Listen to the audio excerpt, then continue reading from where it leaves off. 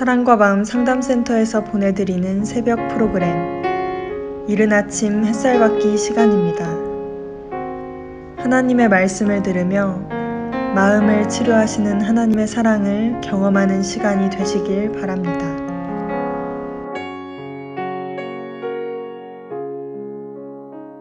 사랑하는 성도 여러분, 여러분들은 여러분들의 하나님을 표현하라고 하면 나의 하나님은 어떤 하나님이다라고 표현하시겠습니까?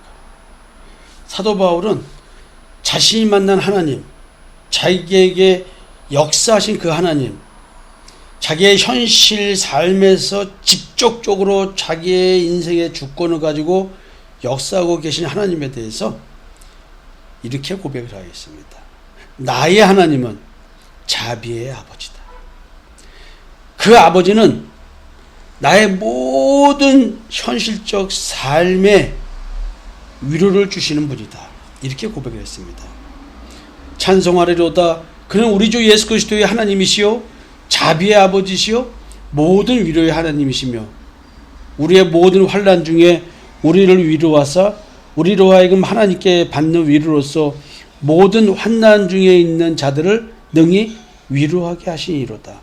하나님에 대해서 이렇게 자비의 아버지, 모든 위로의 하나님이라고 고백한 다음에 그 참 하나님 여호와께서 예수 그리스도로 말미암아 내게 역사해 준 그 실제적인 존재의 변화를 뭐라고 표현하냐면, 나는 그 어떤 환난 중에 있는 자들에게도 그 어떤 종류의 고난과 고통과 환난 중에 있다 할지라도 그들을 능히 위로할 수 있는 사람이 되게 해주신 나의 하나님, 이런 고백을 합니다.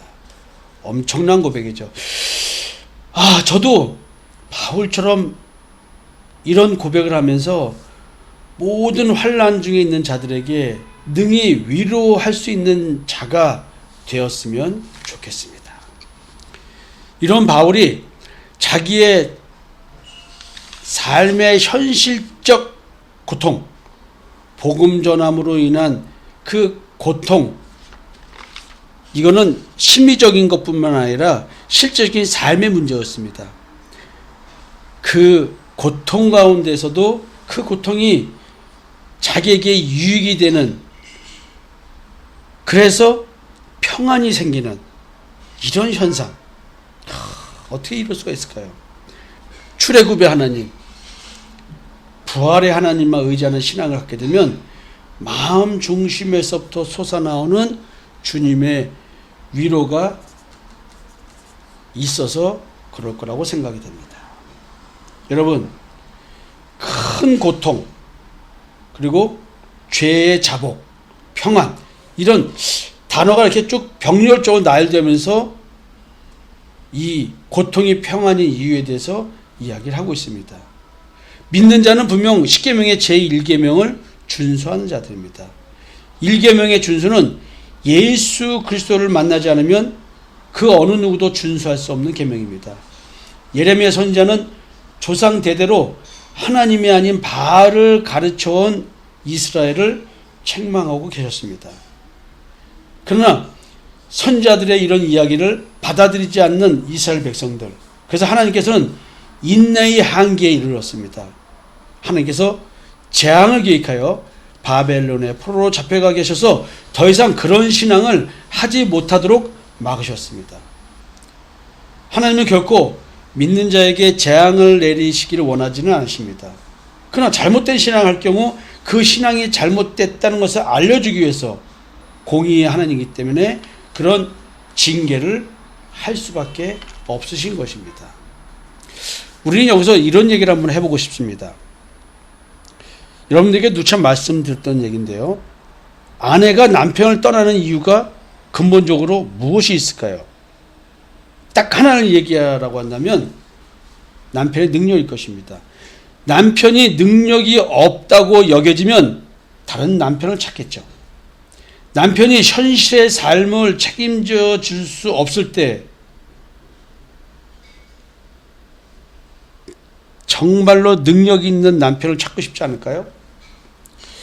남편이신 나의 하나님, 신랑 되신 나의 예수님. 그러면 남편이 나의 아버지 된다고 말씀하셨잖아요, 지금.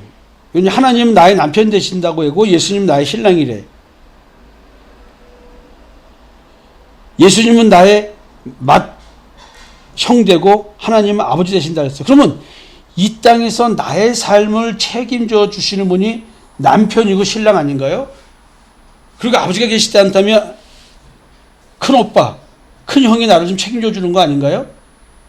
나의 남편이 책임져 주는 것은 도대체 어떤 것일까요? 여러분, 이 땅의 육신의 삶을 책임져 주시는 분이 나의 하나님, 나의 예수님이십니다. 근데 이것은 남들보다 더 상대적 우월한 영광과 풍요를 주는 걸 얘기하는 게 아닙니다. 내가 존재함으로 오는 존재 그 자체, 먹고 입을 게 있은 즉 족한 줄 알면 끝나는 육신의 삶입니다. 진정 나의 남편이 책임져 주는 것은 무엇일까요? 육신의 삶이 아니라고 한다면 우리는 예수 그리스도의 이름, 하나님이 어떤 분인지 이걸 제대로 알면 나의 남편 되신 예수 그리스도와 하나님께서 나에게 해주시려고 하는 것이 무엇인지를 깨달을 수가 있습니다. 우리는 현실 삶, 나의 현실 삶, 선택받은 자, 택함받은 자의 현실적 삶에 대한 하나님의 생각은 어떤지 우리는 살펴볼 필요가 있습니다. 디모데전서 6장 6절을 보니까 이런 말씀이 있네요. 그러나 자족하는 마음이 있으면 경건이 큰 이익이 되느니라. 우리가 세상에 아무것도 가지고 온 것이 없음에 또한 아무것도 가지고 가지 못하리니 우리가 먹을 것과 입을 것이 있은즉 족한 줄로 알 것이니라. 와우! 여러분, 우리가 지금 먹고 입을 게 있고 잘 것이 있다고 한다면 이걸로 육신의 삶은 육신의 삶은 족한 줄 알아야 되는 거예요. 이런 마음이 자동적으로 생깁니다. 이 마음이 자동적으로 생길 때 나는 거듭난 자가 되는 것입니다. 그냥 능력이 없고 내가 해봤자 안 되기 때문에 이런 마음을 먹는 게 아니에요. 그 능력이 있고 뭐가 있어도 내가 오는 육신의 삶을 먹을 게 있고 입을 것이 있은 줄 족한 줄 알고 나의 나머지 인생은 뭡니까?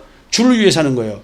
그냥 우리가 깨달은 자들은 무엇을 세상적인 것을 더 가지려고 노력하는 것이 아니라 하나님의 말씀을 어떻게 하면 더 전할 수 있을까에 인생에 초점을 두고 살아가는 겁니다.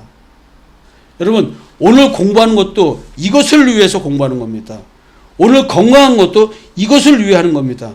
오늘도 내 현실이 어떻든 간에 내가 먹을 것이 있고 입을 것이 있고 잘 수 있다고 한다면 이걸로 족한 줄 알고 자족하는 마음을 갖고 십자가의 증인으로 삶을 살아가는 것, 이게 우리 삶의 핵심이어야 됩니다. 빌립보서 4장 11절 말씀입니다. 내가 궁핍함으로 말하는 것이 아니라 어떠한 형편이든지 나는 자족하기를 배웠느니 현재 풍부해지면 풍부한 대로 쪼그라들면 쪼그라드는 대로 오늘 내가 아직도 먹을 게 있고 입을 것이 있고 잘 것이 있고 또 움직일 자동차로도 있고 또 내가 버스를 타고 기차를 탈 교통카드라도 채울 수 있다고 한다면 오늘 우리는 육신이 멀쩡해서 입을 벌릴 수가 있다고 한다면 우리는 이걸로 자족하는 마음이 있어야 된다는 것입니다.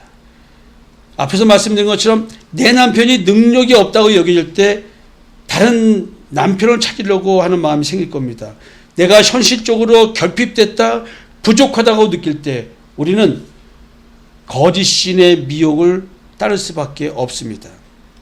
탐심의 지배를 더욱더 강하게 받을수록 내 결핍을 채우려고 몸부림칠 때, 무의식적인 노력이 더욱더 강해질 때 나는 탐심을 부추기는 미혹의 영, 우상 숭배를 따를 수밖에 없다는 것입니다.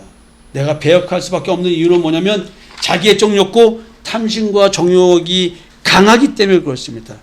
어릴 때 뱃속에서부터 생겨난 그 결핍 때문에 나는 내 욕심을 이루고 살려고 할 것입니다. 이래서 참 하나님의 여호와를 만나지 못하고 도리어 떠나게 되는 것이겠죠. 예레미야 3장 11절 12절의 말씀입니다. 여호와께서 내게 이르시되 배역한 이스라엘은 반역한 유다보다 자신이 더 의로움이 나타났나니 너는 가서 북을 향하여 이 말을 선포하여 이르라. 여호와께 이르시되 배역한 이스라엘아 돌아오라. 나의 노한 얼굴을 너희에게로 향하지 아니하리라. 나는 긍휼이 있는 자라 노를 한없이 품지 아니하느니라. 여호와의 말씀입니다. 하나님은 지금 신앙을 똑바로 하라고 징계를 하고 계십니다. 하나님은 영원히 노를 품지 않고 사람을 버리지 않습니다.